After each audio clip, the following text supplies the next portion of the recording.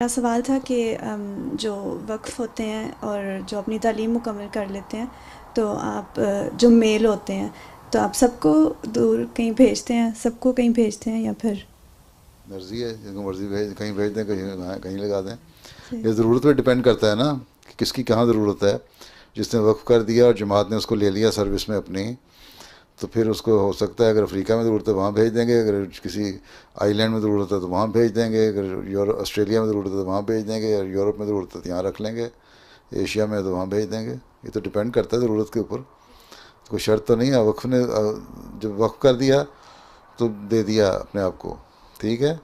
मैंने वक्फ किया था, मुझे घाना भेज दिया, मेरा ख्याल था मैं सारी उम्र अपनी ज़िंदगी यहीं ख़त्म हो जाएगी, मैं घाना रहूँगा, मैंने यहाँ से निकलना ही नहीं। और फिर गया भी ऐसे बुश में था, एक रिमोट एरिया में जहाँ एमडी भी कोई नहीं था, हैं।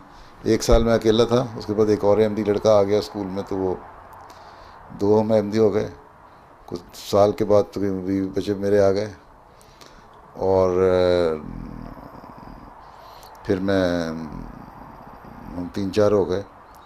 लेकिन इतनी था, कम्युनिकेशन का भी ऐसा हाल था वहाँ कि मेरी बेटी पैदा हुई तो पाकिस्तान में पैदा हुई थी, उसकी पैदाइश की खबर मुझे एक महीने बाद किसी के ज़रिए से पता लगी थी तुम्हारे घर बेटी पैदा हुई है। फिर उसके बाद अल-फज़ल आया तो उसमें मैंने पढ़ा एक महीने डेढ़ महीने के बाद कि मैं बाप बन गया हूँ।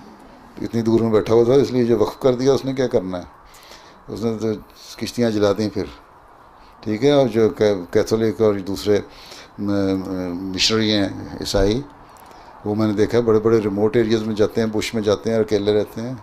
अगर वो कुर्बानियाँ कर सकते हैं तो हमारे मर्द औरतें क्यों नहीं कर सकते, ठीक। हज़रत मुहम्मद सल्लल्लाहु अलैहि वसल्लम ने यही लिखा है कि हमें भी ईसाइयों की जितनी कम से कम कुर्बानियाँ करनी चाहिए। और मैंने पूछना था कि वक्फ़े ज़िंदगी से वक्फ़े से ना हो, नहीं मेरे खामद वक्फ़े नो है खामद वक्फ़े ना हो जी, तो मैं नहीं हूँ क्या तो पड़ा हुआ है। वो सिविल इंजीनियरिंग फिर ये मास्टर्स है, कर रहे हैं बस फिर उसको ऐसी जगह भेजेंगे जहाँ तुम्हें खाने को भी ना मिले। और तैयार हो जाओ। इंशाल्लाह ज़रूर।